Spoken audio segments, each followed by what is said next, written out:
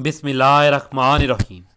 हजूर सल्लल्लाहु अलैहि वआलिहि वसल्लम ने इरशाद फरमाया, माह रमज़ान का आखिरी जुमा एक तस्बीह 1000 साल के गुनाह माफ़, 1000 साल की नेकियों का सवाब इंशाअल्लाह।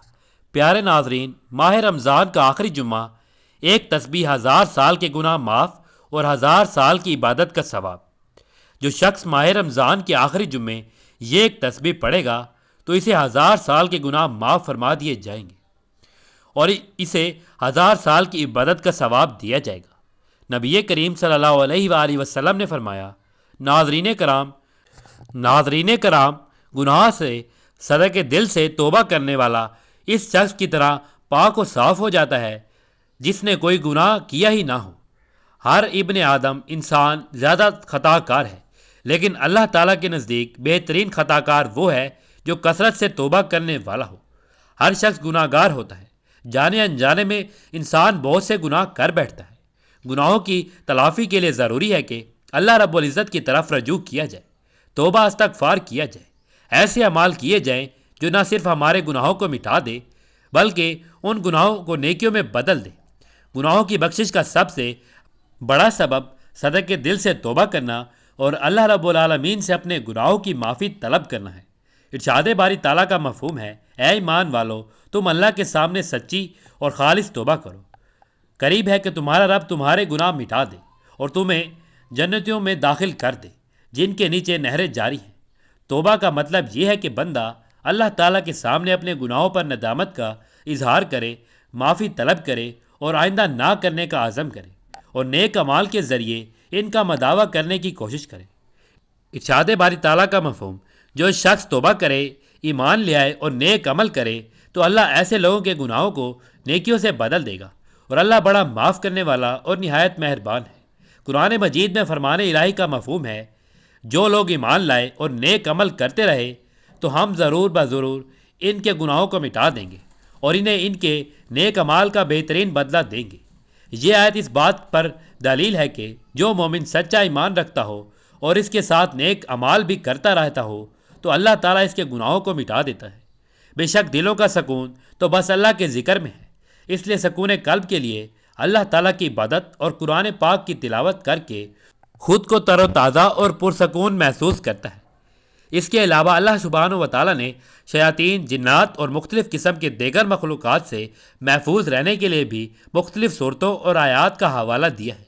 हत्ता कि इंसान के रिज़्क़ में वुसअत, बरकत और कुशादगी के लिए भी अल्लाह सुब्हानहू व तआला ने सैकड़ों आयात मुतरादिफ कराई जो कि इसी कलाम पाक यानी कुरान मजीद में मौजूद है। इसी तरह से अल्लाह सुब्हानहू व तआला ने अपनी वाहदानियत का तारुफ भी इसी कलाम पाक के ज़रिए इंसानों तक पहुँचाया, जिसके ज़रिए लोग अल्लाह तबारक व तआला को वाहिद व यकता जान पाएँ और इसी को कादिर मुतलक जानकर इसकी इबादत करते चले आते हैं। नाजरीन मोहतरम, इस वीडियो में हम आपको नबी मुकर्रम सल्लल्लाहु अलैहि वसल्लम की अहादीस की रोशनी में कुरान पाक की ऐसी खूबसूरत आयात के बारे में बताएंगे कि जिनको पढ़ने से सवाब मिलेगा ही, लेकिन सवाब के अलावा इनके ऐसे फ़वाइद भी बताएंगे कि जो अहादीस की रोशनी में बेमिसाल है। अहादीस में आता है कि इस तस्बीह को अपनी रोज़मर्रा ज़िंदगी में शामिल करने से जन्नत वाजिब हो जाती है। इंसान क़यामत तक आने वाले बड़े बड़े फितनों से महफूज रहता है। इंसान की तमाम तंगदस्तियाँ, परेशानियाँ, मुश्किलात इस तस्बीह की तिलावत की बरकत से जाती रहती हैं और इनकी तिलावत की बरकत से माल और दौलत की ऐसी है कि इसकी माल और दौलत के असरात से इंसान की नस्लें संवर जाती हैं। नाज़रीन मोहतरम, अगर आप ये चाहते हैं कि अल्लाह की पाक ज़ात आपसे खुश हो जाए, आपकी नस्लों को आबाद फरमा दे, तो कुरान पाक की इस आयत का ख़ास वजीफ़ा आपको बताऊंगा। लिहाजा इस वीडियो को आखिर तक देखिएगा ताकि आपको पूरे वजीफ़े की समझ आ सके। तो नाज़रीन कराम, कुरान पाक की इस आयत को अपनी ज़िंदगी में शामिल कर लीजिए, क्योंकि अल्लाह रब्बुल इज़्ज़त की ज़ात जब देने पर आती है तो ना शक्लें देखती है ना अमाल देखती है। तो रब की ज़ात जिस बंदे से राज़ी हो जाए तो इस बंदे की नस्लों को आबाद फरमा देती है। लिहाजा अगर आप भी अपनी नस्लों को आबाद करना चाहते हैं, अपने घर से बेसकूनी का खात्मा करना चाहते हैं, अपने घरों में रिस्क, माल और दौलत की रेल पेल चाहते हैं, तो ये वजीफ़ा किसी सूरत मत छोड़ना, क्योंकि ये वजीफ़ा इंतहाई आसान और मुजरब है और अल्लाह की قدرت کو خود اپنی آنکھوں سے دیکھو گے کہ کیسے آپ کے اوپر اللہ سبحانہ و تعالیٰ کے کرم نوازیاں ہونا شروع ہو جاتی ہیں۔ ناظرین محترم، آج کی اس ویڈیو میں جو عمل جو وظیفہ بتایا جا رہا ہے، یوں سمجھ لیجئے کہ یہ سارے وظائف کا سردار وظیفہ ہے، اور اس کو شروع کرنے سے انشاءاللہ آپ پر بہت جلد اللہ کی خاص رحمتیں نازل ہونا شروع ہو جائیں گی۔ آپ کے تمام بگڑے کام بنتے چلے جائیں گے، اور اس عمل کو کرنے سے زندگی میں آسانیاں پیدا ہونا شروع ہو جاتی ہیں۔ اس عمل کو کرنے والے کی زندگی سے مشکلات ختم ہونا شروع ہو جاتی ہیں۔ محترم ناظرین، جو شخص یہ 7 کلمات پڑھتا ہے، ماہ رمضان کے آخری جمعے کو جو شخص یہ تسبیح پڑھے گا، اس کے 1000 سال کے گناہ معاف اور ہر سال 1000 سال کی عبادت کا ثواب ملے گا، اور اللہ تعالیٰ اسے بے پناہ محبت کرتا ہے۔ ناظرین، اللہ تعالیٰ اپنے جن بندوں سے محبت کرتا ہے، جنہیں اپنے قریب کرنا چاہتا ہے، جنہیں اپنے پسندیدہ بندوں میں شامل چاہتا ہے، تو اللہ تعالیٰ انہیں یہ 7 کلمات پڑھنے کی توفیق دیتا ہے۔ جو یہ 7 کلمات پڑھے گا یا انہیں یاد کرے گا، وہ اللہ کے پسندیدہ بندوں میں شامل ہوگا، اور 1000 سال کے گناہ معاف ہوں گے، اور 1000 سال کی نیکیوں کا ثواب ملے گا۔ خاص طور پر ماہ رمضان کے آخری جمعے کے بعد ان کلمات کو لازمی پڑھیں۔ یہ کلمات پڑھنے سے اللہ تعالیٰ کی رحمتیں اور برکتیں نازل ہوتی ہیں۔ ماہ رمضان کے آخری جمعے یہ 7 کلمات پڑھیں۔ ذکر الہی دراصل قرب الہی کی خاطر اللہ کو یاد کرنے کا نام ہے، یعنی زبان پر حمد و تسبیح اور تکبیر و تحلیل کے کلمات کا جاری رہنا۔ ارشاد باری تعالیٰ کا مفہوم ہے، تم مجھ کو یاد کرو، میں بھی تم کو یاد کروں گا، میرا شکر ادا کرو، ناشکری نہ کرو۔ ذکر کی فضیلت اس سے بڑھ کر اور کیا ہوگی کہ خود اللہ سبحانہ و تعالیٰ بھی یاد کرے گا۔ پھر ارشاد باری تعالیٰ ہے کہ شکر کرو، ناشکری نہ کرو۔ شکر کا مطلب ہے کہ اللہ کی دی ہوئی نعمتوں اور خدا داد صلاحیتوں اور قوتوں کا اعتراف کرنا، اور زبان سے تعریفی کلمات ادا کرنا۔ ان قوتوں اور صلاحیتوں کو اللہ کی نافرمانی میں صرف کرنا اللہ کی ناشکری یعنی کفران نعمت ہے، جس سے بچنے کا حکم دیا گیا ہے۔ یہاں پر ذکر اور شکر کا حکم ایک ساتھ دیا گیا ہے، دونوں میں بہت مشابہت و مناسبت ہے۔ اللہ رب العزت کی حمد و ثنا اور تسبیح و تحلیل میں شکر کے کلمات بھی پناہ ہیں۔ ذکر الہی دائمی عبادت ہے، جیسا کہ سورۃ آل عمران میں ارشاد باری تعالیٰ کا مفہوم ہے۔ ذکر الہی مومن کا وصف امتیازی ہے۔ ایک اور جگہ فرمان الہی کا مفہوم ہے، بکثرت اللہ کا ذکر کرو، بہت ممکن ہے فلاح نصیب ہو جائے۔ حضرت عمر رضی اللہ تعالیٰ عنہ نے رسول کریم صلی اللہ علیہ وآلہ وسلم سے پوچھا، یا رسول اللہ صلی اللہ علیہ وآلہ وسلم، ہم کون سے مال جمع کریں؟ آپ صلی اللہ علیہ وآلہ وسلم نے فرمایا، ذکر کرنے والی زبان اور شکر کرنے والا دل۔ ایک اور موقع پر آپ صلی اللہ علیہ وآلہ وسلم نے فرمایا، اللہ کا ذکر دلوں کے لیے شفا ہے، اللہ کا ذکر تمہارے سب اعمال سے افضل ہے۔ ذکر الہی کی حقیقت جانیے، اور اس کی افادیت سے اچھی طرح مستفید ہونے کے لیے ضروری ہے کہ ذکر الہی کی 3 اقسام کو مختصر بیان کر دیا جائے، تاکہ ذکر کی اصل حقیقت اور افادیت اچھی طرح واضح ہو جائے۔ ذکر باللسان، ذکر بالقلب، ذکر بالعمل، مدرجہ ذیل بالا تینوں اقسام میں ہم آہنگی ہوگی تو ذکر الہی اصلاح قلب کے لیے شفا اور کیمیائی ثابت ہوگا۔ ذکر باللسان، جب اللہ تعالیٰ کی حمد و ثنا، اسماء حسنہ اور تکبیر و تحلیل کے کلمات طیبہ سے زبان تر و تازہ رہے گی تو لازماً اس کے اثرات دل پر بھی مترتب ہوتے رہیں گے، جیسا کہ ارشاد باری تعالیٰ ہے مفہوم۔ یاد رکھو، اللہ کے ذکر سے ہی دلوں کا اطمینان حاصل ہوتا ہے، یعنی ذکر الہی کے بغیر اہل ایمان کے دل بے قرار و بے اطمینان رہتے ہیں۔ سورۃ آل عمران میں ارشاد باری ہے مفہوم، اور اچھے نام اللہ ہی کے لیے ہیں، پس پکارو اللہ کو ان ناموں سے۔ اللہ سبحانہ و تعالیٰ کے اسماء و صفات کا ذکر قبولیت دعا کا وسیلہ بھی ہے، اور نزول رحمت اور دلی سکون کا ذریعہ بھی ہے۔ سرور کائنات صلی اللہ علیہ وآلہ وسلم نے فرمایا، جب ان کے وسیلے سے دعا کی جائے تو قبولیت کی زیادہ امید کی جا سکتی ہے۔ سورۃ آل عمران میں اللہ سبحانہ و تعالیٰ ایمان والوں کی خصوصیات بیان کرتے ہوئے فرماتا ہے مفہوم، جو لوگ اللہ کا ذکر کھڑے اور بیٹھے اور اپنی کروٹوں پر لیٹے ہوئے کرتے ہیں، اور زمین و آسمان کی پیدائش پر غور و فکر کرتے ہیں۔ یہاں پر صرف ذکر کرنا نہیں مقصود، بلکہ غور و تدبر بھی ضروری ہے۔ کسی صحابہ رضی اللہ تعالیٰ عنہ نے اور حضور صلی اللہ علیہ وآلہ وسلم سے پوچھا کہ حضور صلی اللہ علیہ وآلہ وسلم کوئی ایسی چیز بتا دیجئے کہ جسے مشغلہ اور دستور بنا لیا جائے۔ تو آپ صلی اللہ علیہ وآلہ وسلم نے فرمایا، اللہ تعالیٰ کے ذکر سے تو ہر وقت رطب اللسان رہے۔ ذکر بالقلب، ذکر قلبی یہ ہے کہ دل و دماغ میں اللہ کی معرفت و خشیت اور عظمت و محبت شعوری طور پر موجود ہو۔ قلب سلیم کی یہی صفات ذکر الہی کا منبع اور سرچشمہ ہے۔ ان صفات و کیفیات سے عاری غفلت کے پردوں میں لپٹا ہوا دل نہ اللہ کے قہر و غضب سے ڈرتا ہے اور نہ ہی اس کی رحمت کے حصول کی طرف مائل ہوتا ہے۔ سورۃ غرف میں اللہ پاک کا ارشاد کا مفہوم ہے، جو ذکر خدا سے غافل ہو کر زندگی گزارے گا تو ہم اس کے لیے شیطان مقرر کر دیتے ہیں۔ حضور سرور کائنات صلی اللہ علیہ وآلہ وسلم کا ارشاد مبارک ہے، مفہوم اللہ تعالیٰ غافل دلوں کی زبانی دعا قبول نہیں کرتا۔ حضور صلی اللہ علیہ وآلہ وسلم نے حضرت معاذ رضی اللہ تعالیٰ عنہ کو یہ دعا بہت اہتمام سے سکھائی اور ہر نماز کے بعد پڑھنے کی تاکید فرمائی۔ مفہوم الہی مجھے مدد دے کہ میں آپ کی یاد، آپ کا شکر اور بہترین عبادت کروں۔ ایک بزرگ کے پاس ایک شخص نے رزق کی تنگی کی شکایت کی تو انہوں نے فرمایا، ماہ رمضان کے آخری جمعے 100 بار پڑھو سبحان اللہ و بحمدہ، تو سمندر کی جھاگ کے برابر بھی گناہ ہوں گے تو معاف ہو جاتے ہیں۔ سبحان اللہ و بحمدہ میزان کو بھر دیتا ہے اور باقی کو الحمدللہ بھر دیتا ہے۔ قرآن و حدیث میں اللہ تعالیٰ کی حمد اور پاکی بیان کرنے کا بار بار حکم دیا گیا ہے۔ لہٰذا مذکورہ کلمہ سبحان اللہ و بحمدہ سبحان اللہ العظیم چونکہ اللہ تعالیٰ کی حمد اور پاکی بیان کرنے پر مشتمل ہے، اس لیے اس کے پڑھنے سے قرآن و حدیث کے ان تمام او امر کے بجائے آوری لازم آنے کے ساتھ ساتھ ان کلمات کے کہنے والا ان تمام فضائل کا مستحق بھی بنتا ہے، جو عمومی طور سے اللہ تعالیٰ کی پاکی اور حمد بیان کرنے یعنی سبحان اللہ اور الحمدللہ کہنے کے بارے میں ورد ہوئے ہیں۔ رسول اللہ صلی اللہ علیہ وآلہ وسلم نے فرمایا کہ 2 کلمے ایسے ہیں کہ جو اللہ تعالیٰ کو بہت محبوب ہیں، یعنی ان کا کہنا یا پڑھنے والا اللہ کو بہت محبوب ہے۔ زبان پر بہت ہلکے ہیں، یعنی ان کا پڑھنا آسان ہے، اعمال کے ترازو میں بہت وزنی ہیں۔ وہ 2 کلمے یہ ہیں، سبحان اللہ و بحمدہ اور سبحان اللہ العظیم۔ رسول اللہ صلی اللہ علیہ وآلہ وسلم نے فرمایا کہ جو شخص بھی سبحان اللہ و بحمدہ ایک دن میں 100 مرتبہ پڑھے تو اس کے صغیرہ گناہ مٹا دیے جائیں گے، چاہے اس کے گناہ سمندر کی جھاگ کے برابر ہی کیوں نہ ہوں۔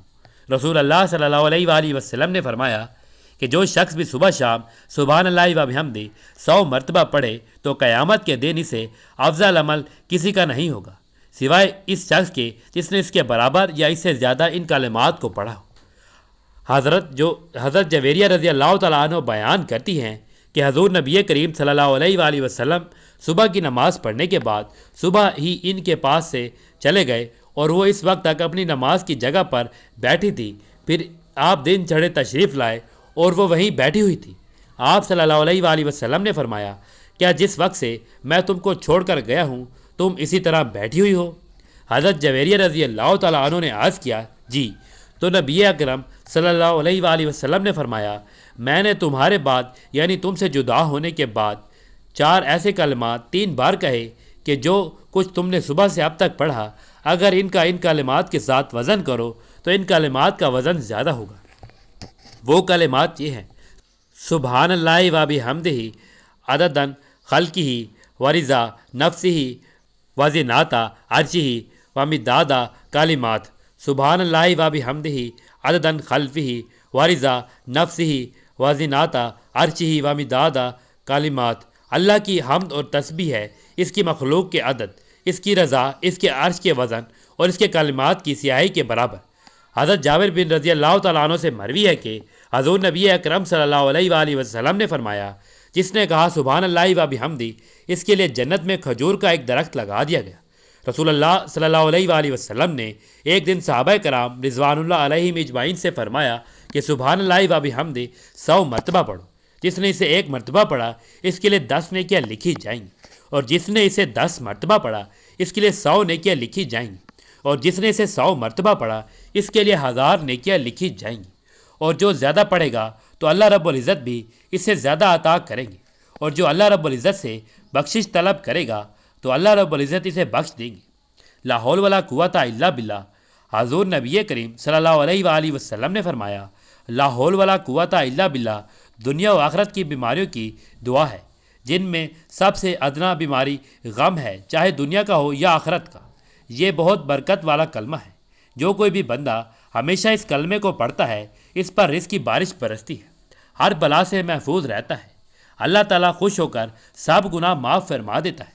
اللہ تعالیٰ کے سامنے اظہار عاجزی و انکساری اور سب کچھ اللہ تعالیٰ کے سپرد کرنے کی تعلیمات میں نبی کریم صلی اللہ علیہ وآلہ وسلم کی صحابہ کرام کو کی ہوئی نصیحتیں بھی شامل ہیں کہ صحابہ ان پر دل و جان، قولاً اور فعلاً عمل کریں، اٹھتے بیٹھتے ان میں رنگے رہیں۔ آپ صلی اللہ علیہ وآلہ وسلم نے ابو موسیٰ رضی اللہ تعالیٰ عنہ کو فرمایا تھا کہ تم لا حول ولا قوت الا باللہ، نیکی کرنے کی طاقت اور برائی سے بچنے کی ہمت اللہ کے بغیر ممکن نہیں، کہا کرو، کیونکہ یہ جنت کے خزانوں میں سے ایک خزانہ ہے۔ اس ذکر کی وجہ سے بندے کو یہ یقین محکم ہو جاتا ہے کہ وہ خود یا کوئی اور ایک حالت سے دوسری حالت میں منتقل ہونے کی ذاتی طاقت کا حامل نہیں ہے۔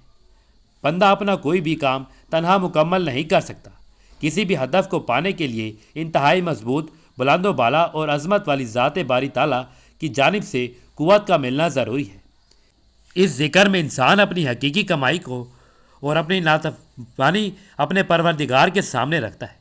انسان یہ بھی کہتا ہے کہ اسے اپنے غالب اور زبردست خالق کی ہر وقت اور ہر لمحے ضرورت ہوتی ہے۔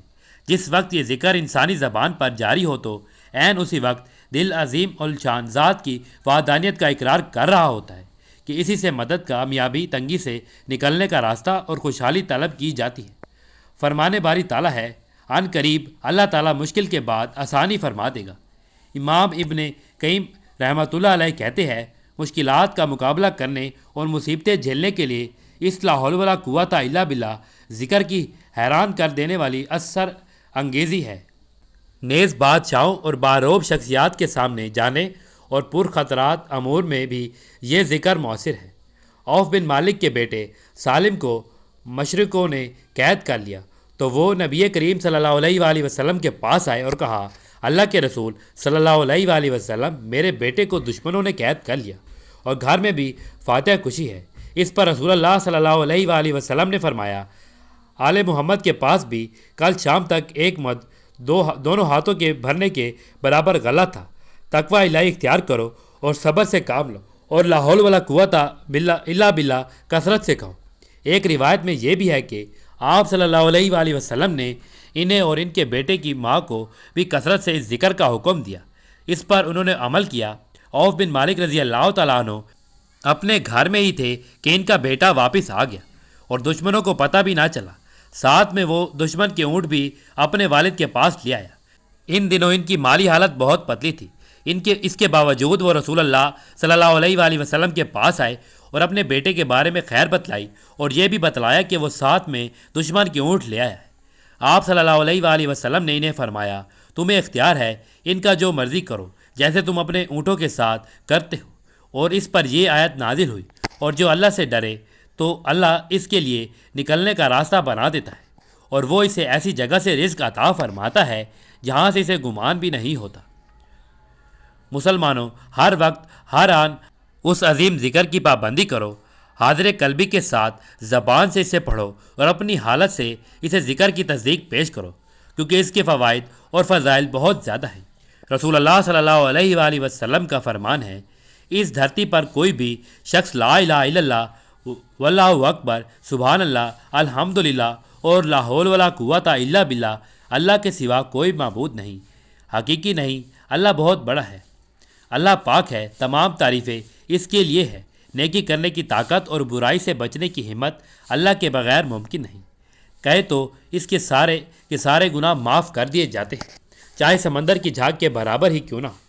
یہ ذکر بندے کے لیے خیر و بھلائی اور بندے کے مال و متاع کے تحفظ کا باعث بھی ہے۔ رسول اللہ صلی اللہ علیہ وآلہ وسلم کا فرمان ہے، جو شخص گھر سے نکلتے ہوئے کہے، بسم اللہ توکلت علی اللہ لا حول ولا قوت الا باللہ، اللہ کے نام سے شروع کرتا ہوں اور اللہ تعالیٰ پر ہی بھروسہ رکھتا ہوں، نیکی کرنے کی طاقت اور برائی سے بچنے کی ہمت اللہ کے بغیر ممکن نہیں، تو اسے کہا جاتا ہے، تمہارے لیے اللہ کافی ہے، تمہیں محفوظ کر دیا گیا اور تمہاری رہنمائی کر دی گئی، شیطان اسے دور ہٹ جاتا ہے۔ ابو داؤد اور ترمذی، اس لیے کہ سب کچھ اللہ کے سپرد کر کے ہر چیز اللہ کے حوالے کرنا اس ذکر کا تقاضا ہے، اور یہ کہ بندے کے ہاتھ میں کچھ نہیں ہے۔ تمام معاملات کی بھاگ دوڑ اللہ تعالیٰ کے ہاتھ میں ہے۔